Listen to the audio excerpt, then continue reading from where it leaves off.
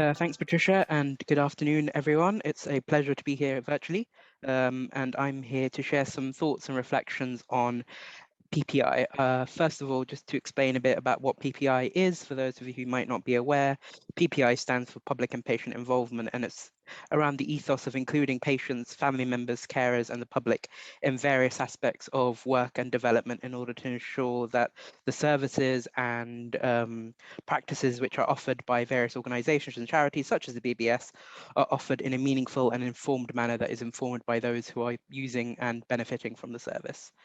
Next slide, please, Corinne. Before we progress any further, just to introduce myself a bit and to share a bit about myself for those who haven't met me yet. As I said, I'm Tinez, I'm 27, I have osteogenesis imperfecta type 4, graduated from UCL in 2018 with a bachelor's in politics and Eastern European studies, and I'm currently working as a civil servant on the civil service graduate fast stream program. In my spare time, I get involved with things such as this, public speaking, consulting, and guest lecturing. And over the last year, particularly, I've got involved in a lot of PPI work, especially with the Brittle Bone Society, as I've had a lot of time on my hands as I've been waiting on an operation, which thankfully happened quite recently, but it meant I had a lot of time to get involved with things like this. In my spare time, I'm quite a tech enthusiast. I do enjoy a bit of paper crafting, and I do enjoy a spot of cooking on the side as well. So that's just a little bit about me. Next slide, please, Corinne. I just wanted to start off by sharing thanks from the Brittle Bone Society and myself for everyone who's been involved and will get involved with the patient and public involvement work with the BBS and has been involved over the last year and previously and beyond, because it means a huge amount and it matters a huge deal to how we progress and how we develop our work. So it's a huge thank you from myself and the Brittle Bone Society. Next slide, please, Corinne. I just wanted to say a little bit about survey fatigue, because I know that a lot of us have had a lot of surveys coming our way, the independent living survey for those who've seen it, the COVID surveys, and the impact survey from OIFI and various other things.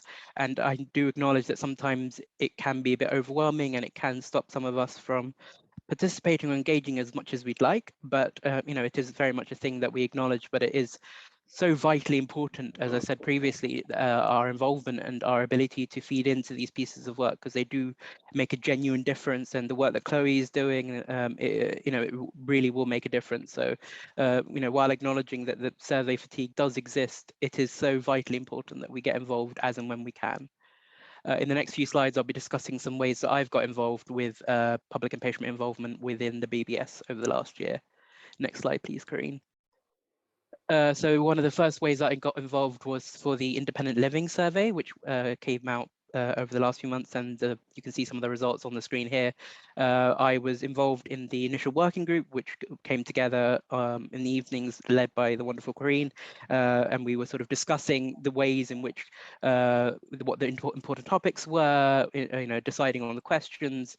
It started off as a many page, I think it was like a 20 or 30 page survey, which then we whittled down into what the most important things were to ensure that we captured people's responses and focus on the most important areas that we could carry on our work on.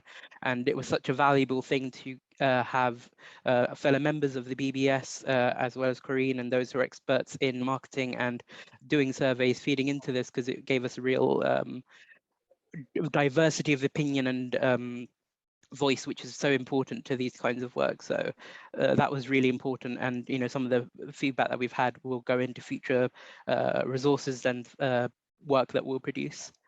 Next slide, please, Corinne. Another thing that I got involved in over the last year was the COVID survey, which again, the results you can see on the screen here. I was involved in refining the survey and making sure that it was fit for purpose, and making sure that it was, again, not something that would be too arduous or too complicated or too long-winded for anyone to complete. It would be really focused and really tailored to our members, and it was a really big privilege for me to be involved in it, and it's great to see the response rate that we've had from the surveys, and we will hopefully be able to take some of this feedback forwards and develop something as well. Next slide, please, Corinne. And one of the last things I've been involved in over the last year was the Losartan study working group, which was a working group that was put together by Professor Nick Bishop, which unfortunately we've had to retire due to various issues and complications. But it was a real privilege to be involved with this work again. And this was done through virtual meetings and virtual working group meetings with other representatives of the Brittle Bone Society. And we were able to assist with leading the thinking and how the whole process was designed, how it was going to be implemented, how it was going to be, perceived. We were involved in helping to co-design the public and patient information, which is the leaflets and information that parents and children and young people would have got access to at the point of being involved in the research if it had carried on, and being involved at every stage from inception, design, and if the project had continued through to delivery and designing the bigger study, which was going to be the sort of output of it in the future. It was a great honor, and it was such a really great way to feel empowered as a patient and to be able to give back to the community and to help develop some of the research and work that the BBS is doing. So those are some of the things that I've been up to. Next slide, please, Corinne. I just wanted to sort of flag as a reminder, and based on sort of some of the experiences that I've shared, public and patient involvement isn't necessarily all about surveys. Surveys is one of the easiest and quickest ways to collate feedback and to get people's views in a large manner, but there are lots of other ways to get involved with public and patient involvement work. Includes being part of a working group, as I have been part of, and many other members have been part of for some of the projects that I've mentioned before. Providing feedback by email, that was one of the main ways that we were communicating and discussing key points with each other between working group meetings. Calling and speaking to individuals of the working group or the leads to provide thoughts and feedback without having to complete another question or without having to write long-winded emails. Completing quick polls as opposed to completing surveys, just completing quick polls as a way of just providing quick insights and quick feedback. Providing comments and proofreading documents to ensure that it has met the criteria and is fit for purpose and fit for publishing. Providing feedback on consultations and on new proposals. For example, on the new strategy for the BBS, which I think we'll be hearing about in the AGM later today, as well as being part of feedback video calls, which I was privileged to be part of for the strategy before it was finalized and to be delivered later on. So there are multiple ways in which one can get involved, and it's not just all about surveys. Next slide, please, Corinne. So what is the importance of getting involved beyond some of the ways that I've mentioned? Beyond providing feedback and helping support charities such as the BBS in developing their work and ensuring that the members' voice stays at the heart of what we do, there are external opportunities such as the Shaping the Future support green paper, which has been released by the DWP, which is a huge piece of work that is going on in order to collect feedback to see how the future of the benefit system will be looking. And I'm sure the BBS will be providing a response to that, so you can feed into the responses there as an individual or as an organization. As the National Disability Strategy, which has been recently released, that's while it's not open for consultation, it's another area where what feedback might be warranted in the future. So there's lots of areas, both in health, directly through charities, through your trusts or local organizations you can get involved in, but also at a national level, you can really shape and develop thinking around important matters that are important to you. So please do get involved. And just a couple of final reflections before I close. Public and patient involvement is flexible.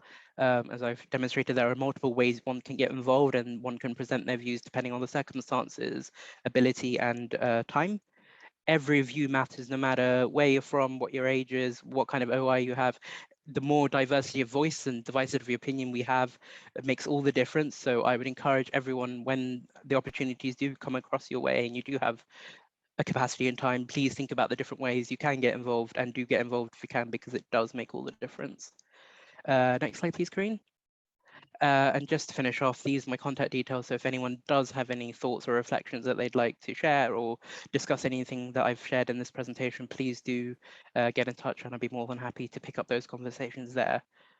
So yeah, that's all I had to say. I'll be happy to hand back to Patricia and Corinne to facilitate the Q&A.